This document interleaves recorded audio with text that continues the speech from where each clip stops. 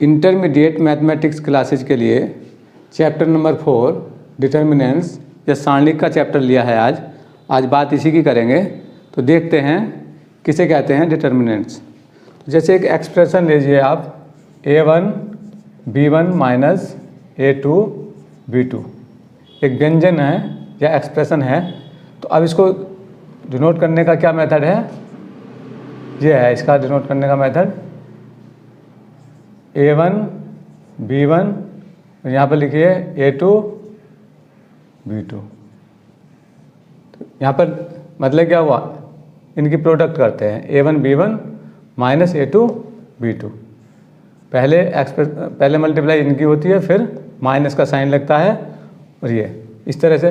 मतलब क्या हुआ, कुछ क्वांटिटी कुछ नंबर्स हो सकते हैं, एलिमेंट्स हो सकते हैं कुछ, और उनको इस तरह से दो ऊर्ध्वाधर लाइंस के बीच में लिखते हैं और जैसे डिनोट करते हैं उसे डी से या डिनोट करते हैं डेल्टा से। यहाँ हो सकता है ए बी सी डी, इसी को हम डिटर्मिनेंट्स या सारणिक कहते हैं। अब बात कर लेते हैं ऑर्डर की। तो यहाँ क्या है, ये पहली पंक्ति है R1, ये दूसरी पंक्ति है R2, पहला कॉलम है ये C1 और ये दूसरा कॉलम है C2। तो ये बात मैट्रिक्स में भी होती है, बट यहाँ पर क्या है, मैट्रिक्स में यहाँ ब्रैकेट होता है, इस तरह से अंदर को घूमता है ब्रैकेट ये, बट इसमें ब्रैकेट नहीं होता। अब बात कर लेते हैं 3/3 डिटर्मिनेंट्स। 3/3 हो तो क्या करेंगे, देखिए A B C D E F G H I, ये है 3/3 ऑर्डर का डिटर्मिनेंट्स या सारणिक। अब देखते हैं कि वैल्यू इसकी होगी क्या। तो बात कर लेते हैं इसकी वैल्यू की। तो देखिए इसका एक्सपेंशन कैसे होता है, इसका विस्तार कैसे होता है। जो ऊपर की रो है उसके एलिमेंट्स इस तरह से लिख देते हैं। पहले 3 ब्रैकेट लगाते हैं इस तरह से, और पहले लिखेंगे A, फिर लिखेंगे B, उसके बाद लिखेंगे C। A B C सबके आगे ब्रैकेट लगा दिए। अब देखिए इसका एक्सपेंशन करने के लिए क्या करते हैं, इसके हमें कुछ साइन देखने पड़ेंगे। यहाँ पर ये 9 एलिमेंट्स है ना, देखिए प्लस माइनस प्लस, यहाँ माइनस प्लस माइनस, फिर प्लस माइनस प्लस। तो हम बात करते हैं इन 3 एलिमेंट्स की। तो ये पहला एलिमेंट प्लस, सेकंड पर यहाँ आ जाएगा माइनस, फिर यहाँ प्लस। अब देखिए जैसे आप पहले ए लिखते हैं ए, तो ए की जो रो है और ये कॉलम है, इसको छुपा लेंगे। छुपा लीजिए इसको, ये समझ लीजिए कि हमें देखनी नहीं है। अब क्या बचा हमारे पास, ई एफ एच आई। तो क्या करेंगे, जैसे अभी बताया था ई आई माइनस एच एफ, ठीक है। अच्छा, अब बात करेंगे बी की। तो बी किस में है, बी वाला कॉलम और बी वाली रो छुपा लेंगे। अब कितने बचते हैं, डी एफ जी आई। तो इनकी मल्टीप्लाई कर लेंगे। देखिए D I minus G F. अच्छा, फिर नेक्स्ट अब बात आती है सी की। तो देखिए अब सी की बात करेंगे। सी की अब क्या करेंगे, अब सी वाला कॉलम और सी वाली रो को छुपा लेंगे। तो क्या क्या बचते हैं, ये बचते हैं डी एच माइनस जी ई। तो ये हो जाता है इसका एक्सपेंशन।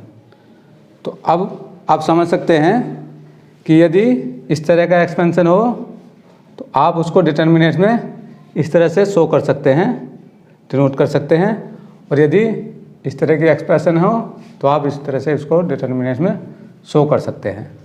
इसको डेल्टा या कैपिटल डी से, कैपिटल डी जो लेटर है कैपिटल, उसे डिनोट करते हैं, या डेल्टा से भी इसको डिनोट कर सकते हैं। तो ये तो थी इसकी सामान्य जानकारी। यहाँ पर बात कर लेते हैं प्रॉपर्टीज ऑफ डिटर्मिनेंट्स कि सारणिक के गुण होते क्या क्या हैं। तो बात कर लेते हैं पहले गुण की।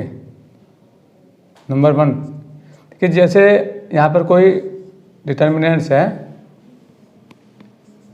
A1 B1 C1 A2 B2 C2 A3 B3 and C3। तो इसकी पहली प्रॉपर्टी ये है कि यदि आप चेंज कर देंगे इसके रोज में, मतलब इसका ट्रांसपोज ले लेंगे। ट्रांसपोज मीन्स जो इसके रोज हैं उनको कॉलम्स बना देंगे। ये रोज है ना, पहली रो, तो इसको लिखेंगे A1 B1 C1 A2 B2 C2 A3 B3 and C3। तो ये ट्रांसपोज जो है इसका कितना आ जाएगा, डेल्टा ही आ जाएगा, इसकी वैल्यू यही रहेगी। मतलब ये हुआ कि delta dash is equal to delta. तो पहले नियम में लिख सकते हैं, पहला गुण इसका है कि इफ़ वी चेंज रोज और कॉलम, जो गुण इसका पंक्तियों में लगेगा वही स्तंभ में भी लगेगा।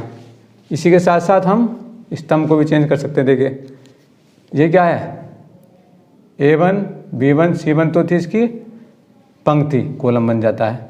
अब देख लीजिए, आप ऐसे भी कह सकते हैं ये था इसका कॉलम A1 A2 A3, क्या था इसका, कॉलम था, पहला कॉलम था। यहाँ पर क्या है, पंक्ति बन जाती है, रो बन जाती है। तो इसी रो को कॉलम और कॉलम को रो बना दें तो मान उसका नहीं बदलता, सेम रहता है। तो पहली प्रॉपर्टी ये है। अब बात कर लेते हैं दूसरी प्रॉपर्टी की। देखिए जैसे यहाँ पर डेल्टा है, ये लिख देते हैं इसकी value A1 B1 C1 A2 B2 C2 A3 B3 and C3।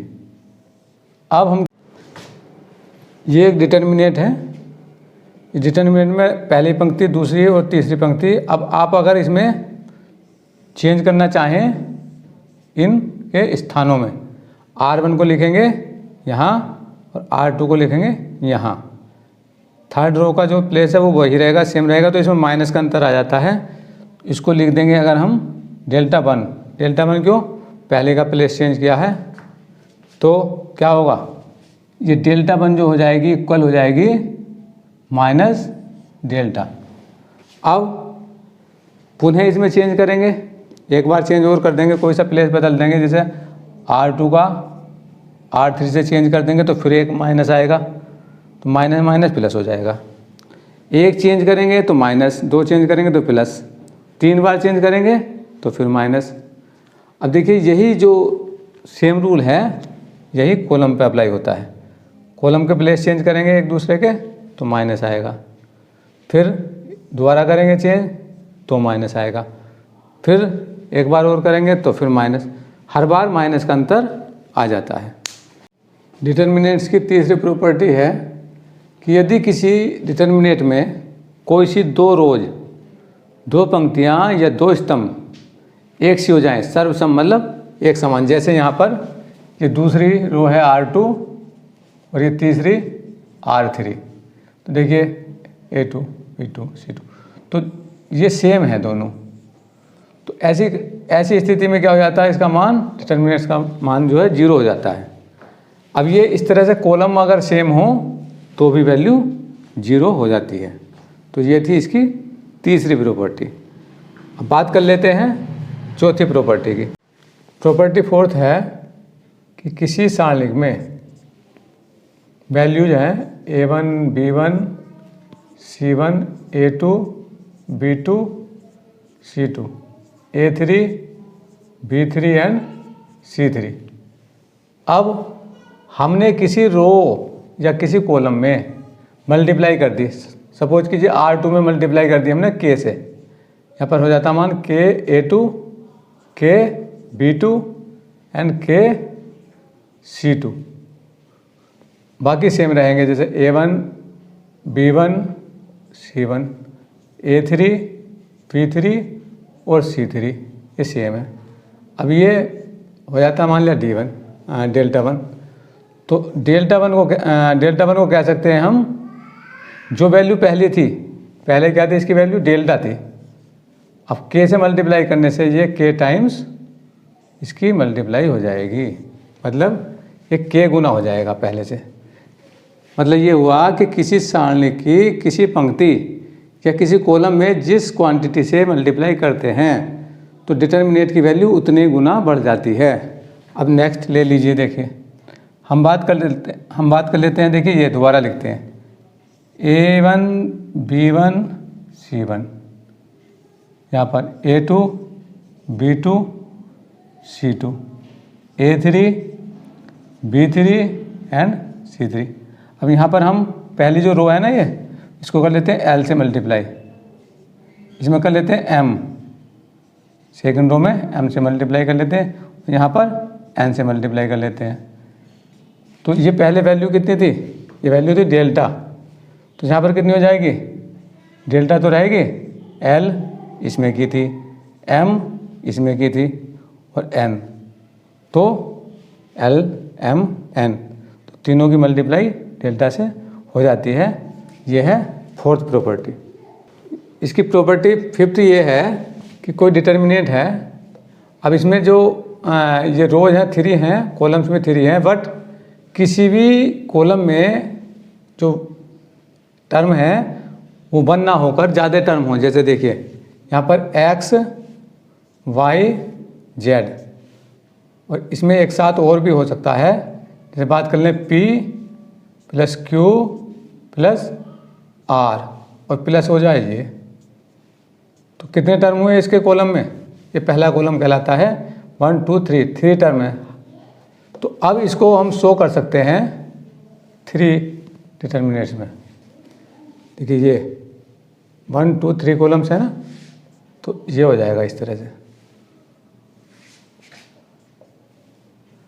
अब इसकी खासियत ये रहेगी कि इसके जो 2 कॉलम्स हैं, ये सेकंड कॉलम और थर्ड, तो ये तो सेम रहेंगे, B1 C1, B2 C2, B3 C3। यहाँ पे ये लिख देंगे B1 C1, B2 C2, B3 C3, same रहेंगे, B1 C1, B2 C2, B3 and C3। अब ये पहला टर्म क्या था, X था, इसका भी पहला Y, दिस Z, तो पहले वाला लिख देंगे पहली डिटर्मिनेंट में, और PQR दूसरा वाला जो सेकंड टर्म है PQR, और ये थर्ड वाला A1 A2, ये देखिए A1 A2 एंड A3 तीसरे वाले में। तो क्या हुआ मतलब इसका कि यदि सम 2 से ज़्यादा है, एक से ज़्यादा मतलब 2 या 3 या 4 है, तो उतने ही डिटर्मिनेंट आप आगे लिख सकते हैं। बट ये 2 रोज भी हो सकती हैं सेम सम में, या कॉलम भी हो सकते हैं। जैसे इसमें दोनों कॉलम सबके एक से हैं, तो ये इस तरह से क्या हो सकती थी, रोज भी हो सकती थी। यहाँ पर कॉलम 2 वाले, ये लास्ट के जो 2 कॉलम है C2 और C3 सेम है तीनों में, और चेंज कहाँ आया, पहले वाले कॉलम में। तो इस तरह से ये हो जाता है फिफ्थ। प्रॉपर्टी नंबर 6 ये है कि यदि किसी डिटर्मिनेंट में देख लीजिए, जैसे A1 B1 C1, यहाँ पर लिख दीजिए A3 B3 एंड C3। अब ये जो सेकंड वाला है 0 0 0, तो पहली रो दूसरी रो, अभी दूसरी रो में क्या है, R2 में क्या है, सभी एलिमेंट्स 0 है। तो ऐसी कंडीशन में क्या हो जाता है, टोटल डिटर्मिनेंट की वैल्यू 0 हो जाती है। अब ये किसी कॉलम में भी अगर आपकी वैल्यू 0 हो, जैसे आप ले लीजिए A1 B1 C1 A2 B2 C2, यहाँ पर 0 0 0 हो ये डिटर्मिनेंट, तो कितनी हो जाएगी इसकी वैल्यू, 0 होती। तो इसका मतलब ये हुआ कि किसी भी सारणी में या डिटर्मिनेंट्स में यदि एवरी एलिमेंट्स ऑफ रो या कॉलम में 0 होता है तो डिटर्मिनेंट्स की वैल्यू 0 होती है। तो ये थी आपकी 6 प्रॉपर्टीज़।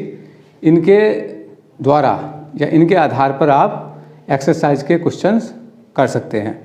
तो 1-2 प्रॉपर्टीज़ और भी बनाई जा सकती हैं, लेकिन इसकी कोई ज़रूरत नहीं है। यदि आपको ये 6 प्रॉपर्टीज याद हैं तो आप इन्हीं के बेस पर सारे क्वेश्चंस सोल्व कर सकते हैं।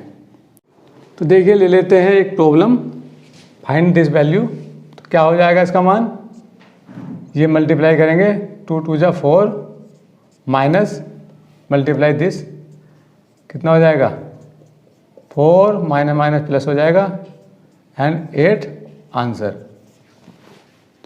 एक डिटर्मिनेंट है, दूसरी है, बीच में इक्वल है और पूछा find the value of x। तो x की वैल्यू फाइंड करनी।